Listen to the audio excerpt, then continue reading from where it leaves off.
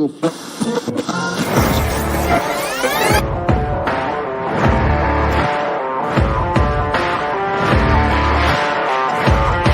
great, but being different for the sake of being different, I'm not a big fan of, right? If you just want to be different for the sake technology of it. But increased, I would hide behind it. And you start to hear some of their challenges, and yes. Because it speaks to the core of who you are and what drives you forward.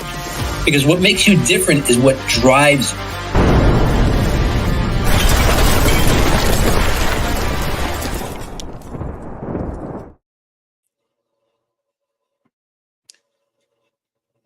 What's going on, friends? D Spear, the Master Connector, coming at you live and direct. And I am flying solo today, other than our amazing guest. My buddy Rob G is hanging out playing some golf. He loves playing once a week, and this particular opportunity came up, and so he ditched us. No, he didn't ditch us. He's awesome. We appreciate him big time. But every week we come at you with some incredible guests, incredible content. And today's not going to be any different than that. And a little bit of the story here.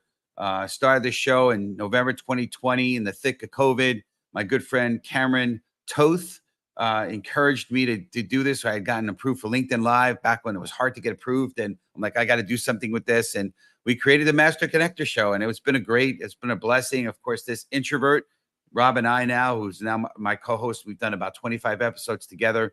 Cameron is now back in his event staffing company, which is blowing up bigger than before COVID. But but Rob and I are both introverts, former shy guys, if you will. And it's crazy that we're doing a show called The Master Connector, but it's been a blessing. It's been amazing. A big part of our show is about you, the community. So we love you, appreciate you. If you're on here, great to have you on, Renee. Good seeing you again. If you're on here, tell us where you're from. Tell us your city, your state, country. And also get in the comments and connect with each other. This is the Connector Show, the Master Connector Show. So we want you to connect with people. So tell people what you do, and make sure you connect with each other through LinkedIn. But again, I say this a lot. We don't believe in LinkedIn lurkers. We believe in LinkedIn participants. So if you're on here, make sure that you're identifying yourself. We don't know if you're here. Like, I love LinkedIn audio, and that's the new thing that LinkedIn now has. And what's cool about LinkedIn audio is when you jump on, it shows that you're on. Well, on the video side, it does not. So unless you get in the comments, like our amazing community member Yolanda Chin, tuning in from the great state of Texas. Great to have you on here, Yolanda. And Renee tuning in from Southern California. SoCal girl is in the house. And I appreciate you, Renee. You're amazing as well. So, but we're going to get things started here. And what's cool is, I want to share a little bit from the heart here, right? So embracing change is about recognizing that life is in constant motion, right? Nothing ever changes, right? Things always change, I should say, right? And, both at home and on the road. It requires an awareness of the exchange that happens with each shift. When one door closes, another opportunity opens. We hear that phrase a lot, right? So, whether you're navigating the familiarity of home or the unpredictability of the road, change invites growth and new experiences. That's one of the things. My passion is travel, and I love inspiring people, love being the light. That's why I made a commitment very recently that, hey, my goal, my vision is to be the light, to travel the world, uplift, inspire, and get paid to do that. So that's cool, right? Being able to kind of combine passions, both kind of work related and, kind of life related passions, right? But listen, living in the moment means fully appreciating where you are, who you're with, and the experiences you're having, regardless of the setting. I've experienced that.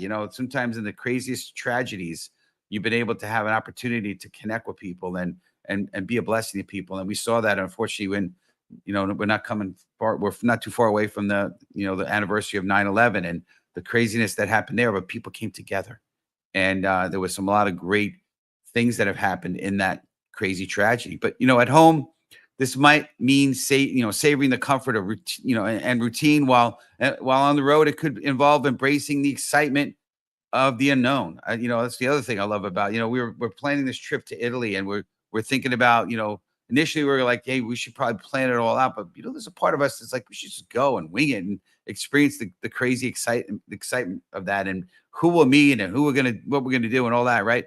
But this mindset allows you to build resilience and adaptability and essential traits for navigating the complexity of modern life. Whether rooted or roaming, embracing change with awareness helps create a life rich in experience and meaning. So listen, if you're ready, I want you to go into the comments right now, because again, we're participants here. We're not lurkers, right? Go type in right now hashtag let's go, and we'll get into this bad boy. And I'm gonna have an opportunity to introduce our amazing guest. So let's do that right now. And of course, my man Rob is great. He's not dyslexic like me, so I'm going to do my best to kind of read the Karen's bio. But Karen Loftus is a longtime multi-platform creator, writer, producer, sought-after speaker, and travel and luxury lifestyle writer for over 100 print and online publications, including Forbes, Robb Report, Vogue, Architectural Digest.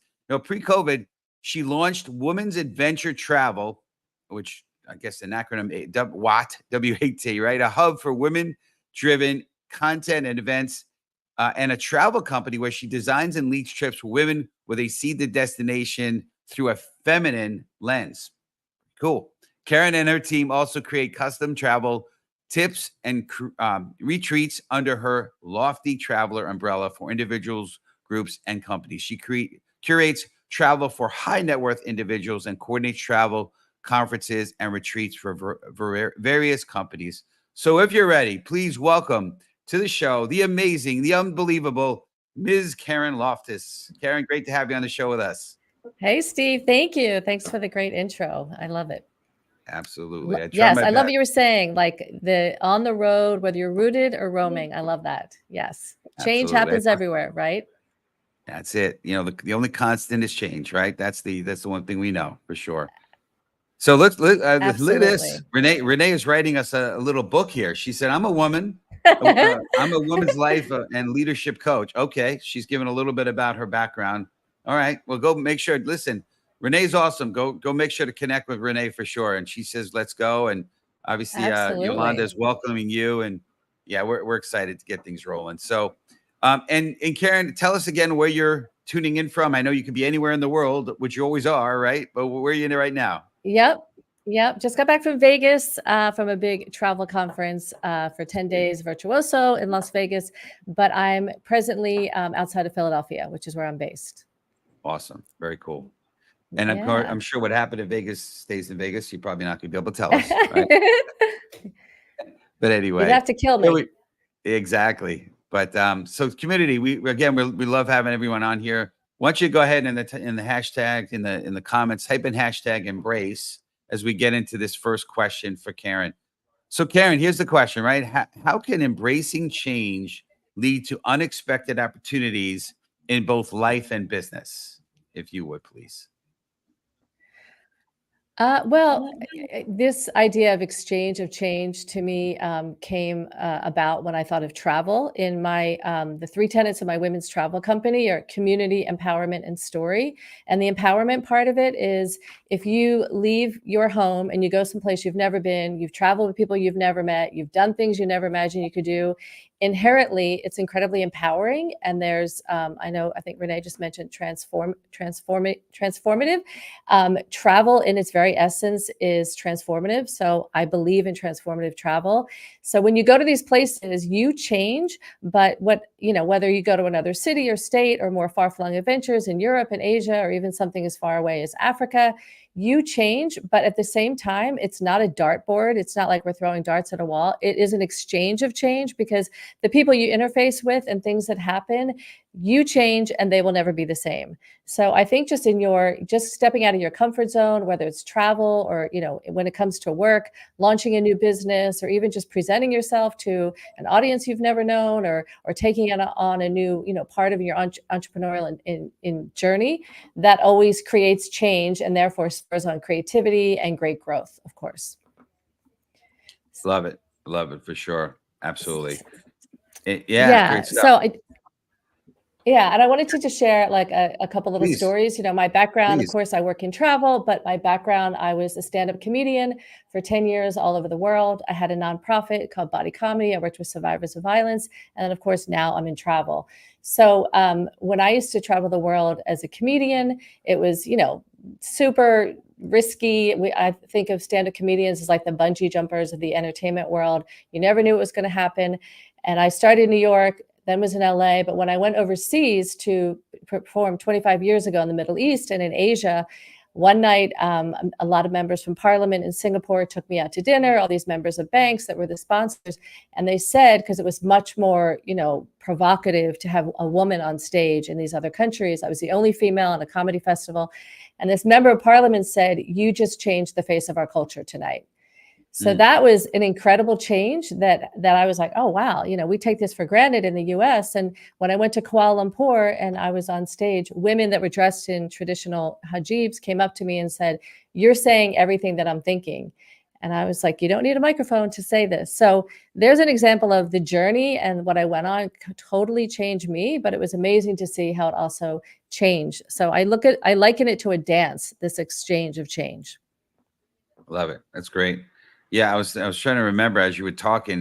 One of my favorite shows that my wife and I like to watch is Somebody Feed Phil, and Yeah. it's kind of a food show, but it's a travel show. And he talks about it. We like him so much. He came to visit Connecticut. He came to Hartford, played at the I believe it's the Schubert Theater up in Hartford, and we went to see him. And he told a story. He's like about how he got into this, and he said right around in his, I think it was like maybe 21 years old, he traveled to Italy, and it was a life-changing experience for him. And he realized how much it molded and shaped him as a human, and how he really always wanted to do something with travel. And so when he started the Somebody Feed Phil, it's on Netflix. It's a great show. I think, I don't know, maybe 5 series in now to it. But he said that he went to initially went to the Food Channel. He tells a story about this funny. And the Food Channel basically said, "Oh no, we're not really doing shows that are focused on food. We're doing food adjacent type shows." So he's okay. Now who do we go to? He's like, okay, now let's we're doing it. We're going to do a travel food show. Let's go try the Travel Channel. Goes to Travel Channel. Travel Channel's like, well, we're not really doing travel related shows anymore. We're doing travel related, travel adjacent shows. Okay. A So lot of then he adjacent finally, here.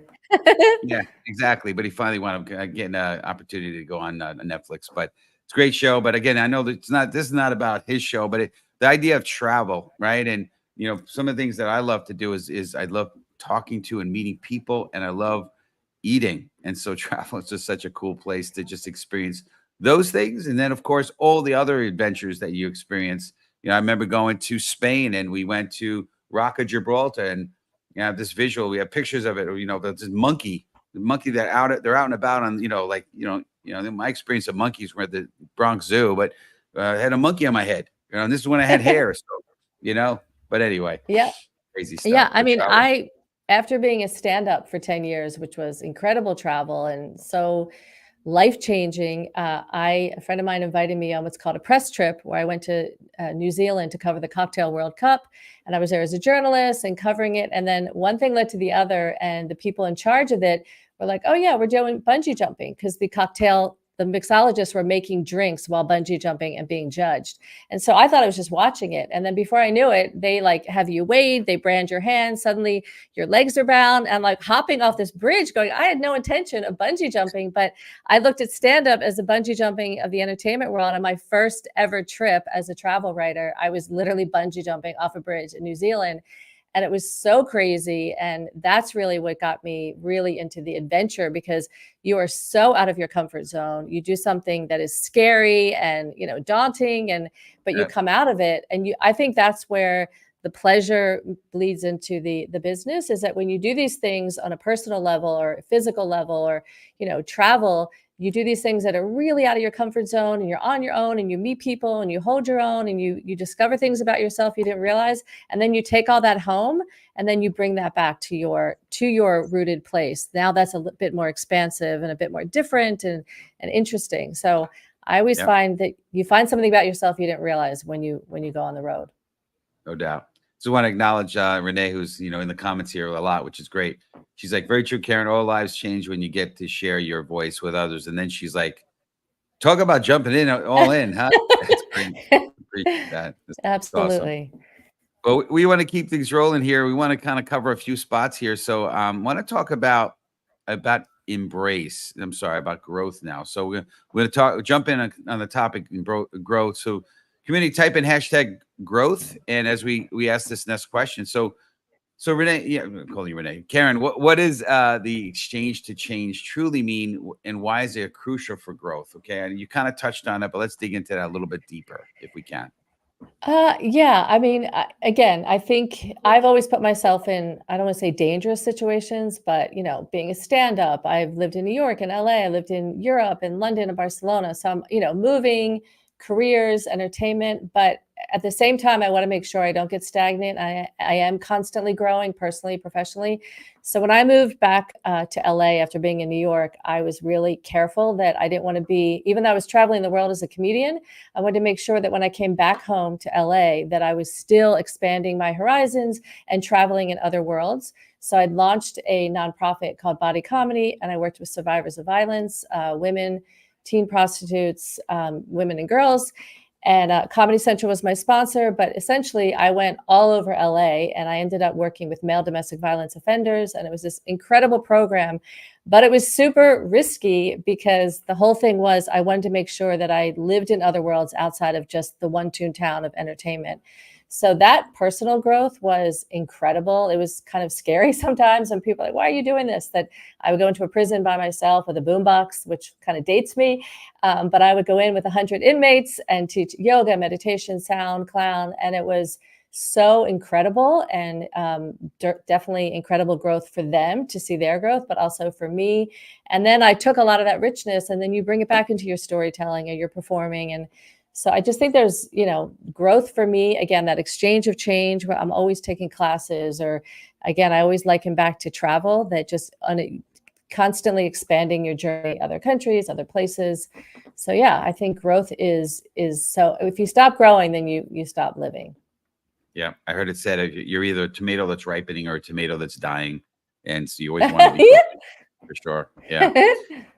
So let's talk about adaptability, right? So let's kind of keep this rolling. I feel like if you don't, again, we're talking about change, and so a big part of that to me is being adaptable. So community, type in hashtag adaptable as we get into this question, right?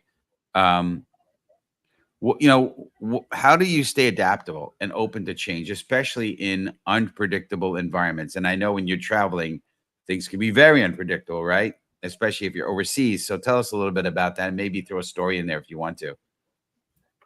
Yeah. So again, I love travel. I've been to 75 countries, many, many times over. I'm a big fan of Africa. And I went on a trip with a bunch of journalists, and we were in Tanzania, and it was this unbelievable trip, and it was amazing.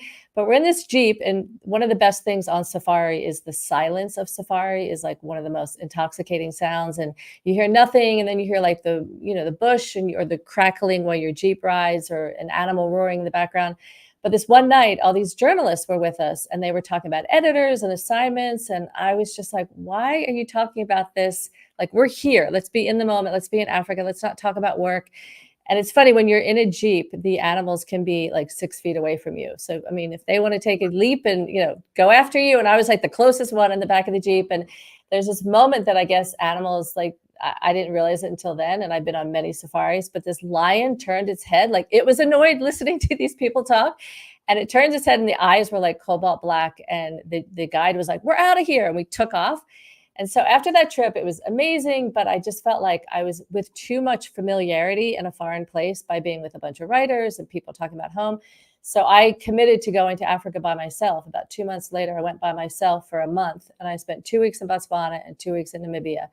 And, straight out of the gate, like my luggage didn't arrive. And then the first day in safari in Botswana, they're like, don't go back to your room. And I'm like, why? They're like, oh, there's a monkey incident. So a monkey broke in, which they do, and, crashed everything. And it looked like it was jumping on the bed, and they looked like it was, in the mirror at itself, because there were paw prints everywhere.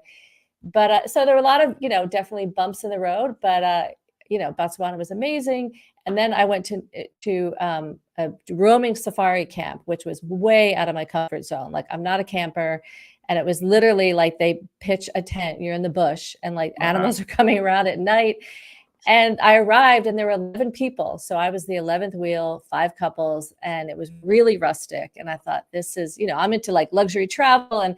But the guy that arranged my trip at the time said, I think you need to experience the real Africa. This is real. This is rugged.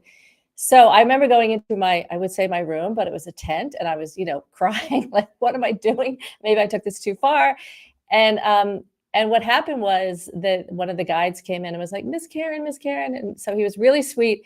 And what happened was I was in the Jeep with the group and I had dinner with the group. But because I was a little bit left of center or an odd number, I ended up at night hanging out with the guys. There was three crew and a guide. And I sat by the fire with them. And during the day, they would wash the clothes in a bucket and they would set up bucket showers every day. And I would follow them around, and the chef would bake bread in the ground, and they would tell me stories about their villages and tell me about their life. And we would sing songs, and we just became so tight in this 2 weeks. And I got exactly what I wanted. So the adaptability is, once I was like, okay, this is a little more rustic, but then I ended up loving it. I didn't want to be like, when we finally went back to the real world and we were on Wi-Fi, I was like, no, I don't want to be on.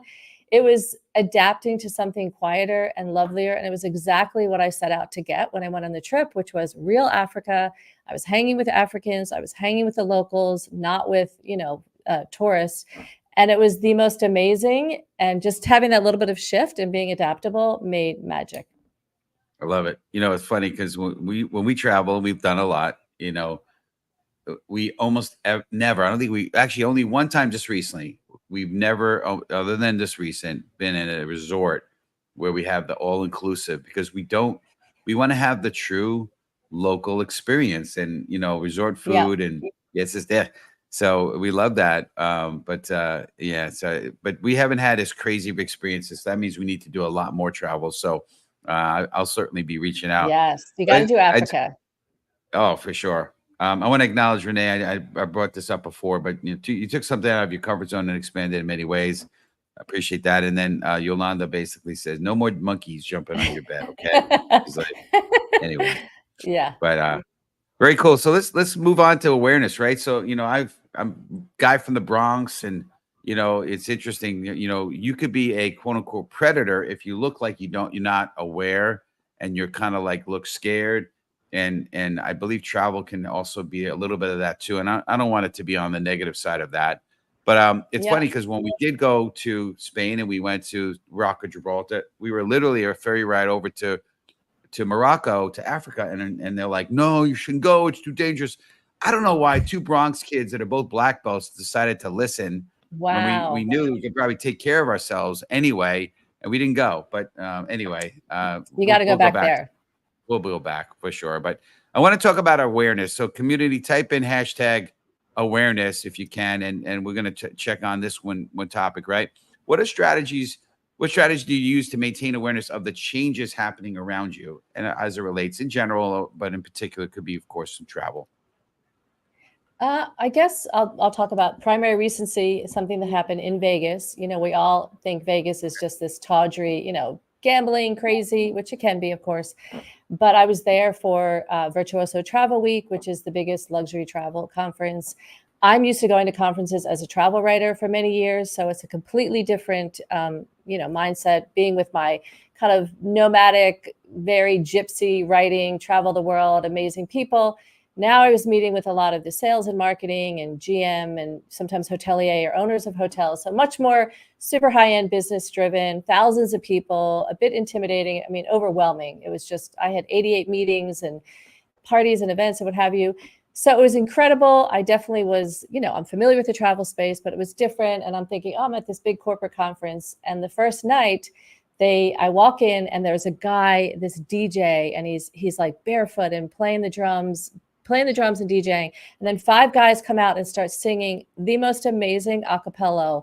So there's like all these like video and visuals and drums. And, in my plays years ago, I always had a drummer. And suddenly there's like song and entertainment and photo and video. And they came out and they spoke, the different people from Virtuoso, which I'm a member of.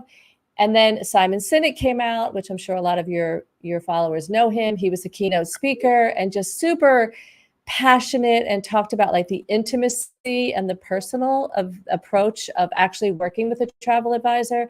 So that's the way I see it. It's very intimate. It's personal. It's not like sales. It's more like being given a privilege to, realize someone else's dream. And then, as if that wasn't enough, all of a sudden, Martin Luther the third comes out, and there's this whole legacy program and nonprofit. And I just thought, oh my gosh, here I am.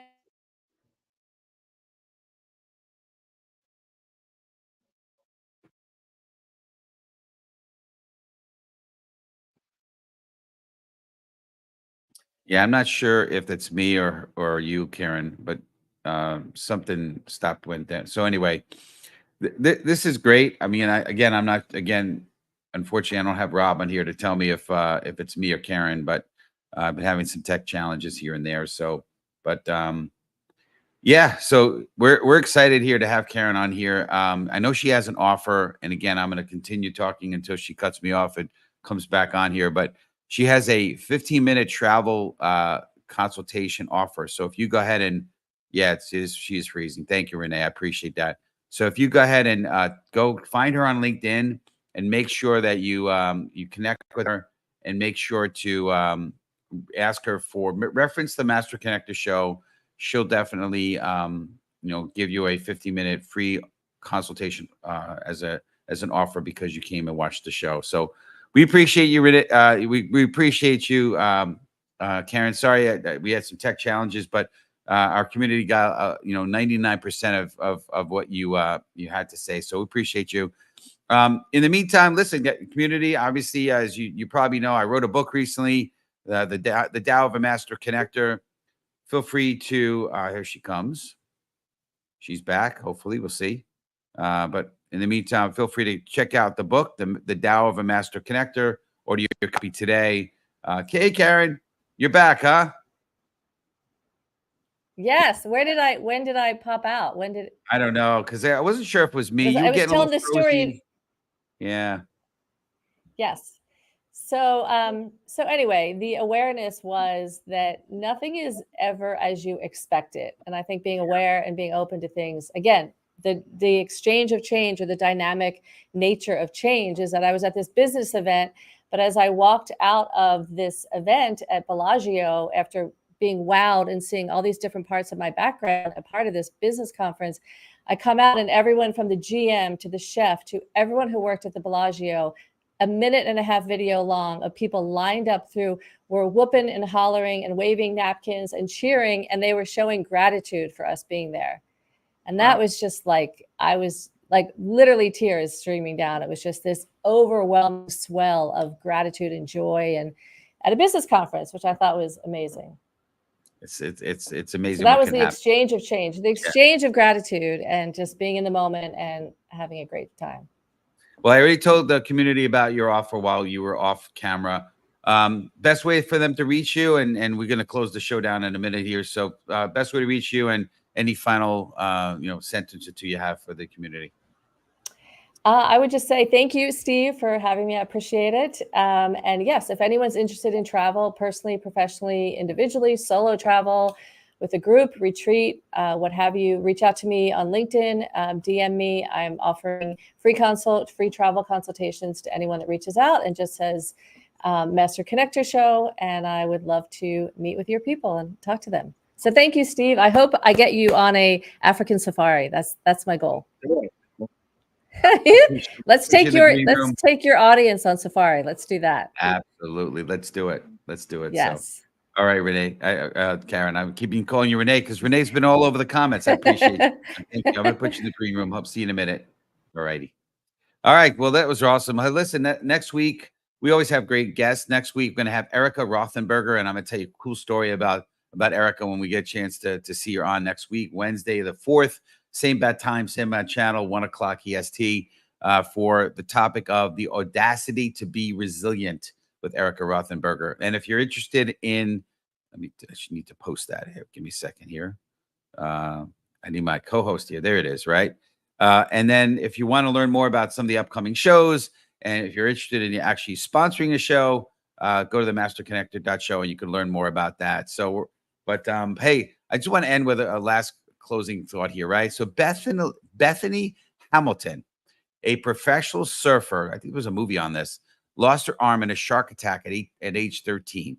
And instead of giving up, she embraced the change, relearning how to surf, and eventually returning to competitive surfing, even winning championships. Her journey of resilience and adaptability shows that embracing change, no matter how daunting, can lead to incredible growth and inspire others to overcome their own challenges. Remember, folks, let's make sure to embrace the challenge, adapt, change, and always shine your light. And we'll see you next week. Appreciate you guys. Love you guys. And you start to hear some of their challenges. And yes, because it speaks to the core of who you are and what drives you forward. Because what makes you different is what drives you.